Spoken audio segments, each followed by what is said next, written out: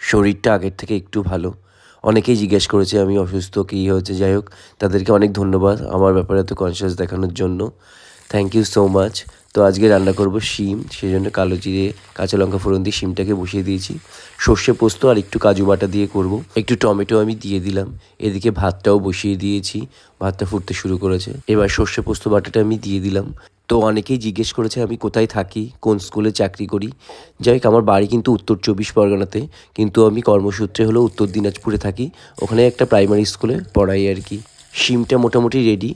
এদিকে আমি একটু মূলোর ঘন্ট করব, সেই জন্য রাঁধুনি আর কাঁচা লঙ্কা ফোড়ন দিয়ে মূলোটাকে গ্রেট করে বসিয়ে দিয়েছি। নুন, চিনি, হলুদ এগুলোই দিয়ে দিয়েছি। মূলোর ঘন্ট রেডি। আর করব পাবদা মাছ। তো মাছগুলোকে আমি ভাজতে বসিয়ে দিয়েছি।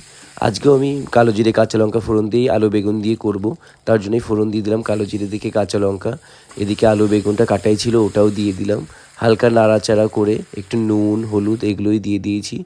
যাই হোক, এবার হলো গরম জল আমি দিয়ে দেবো। টমেটোটা দিতে ভুলে গেছিলাম, সেই জন্য প্যানে হালকা সটে করে আমি দিয়ে দিলাম। একটু চিনিও দিয়ে দিয়েছি।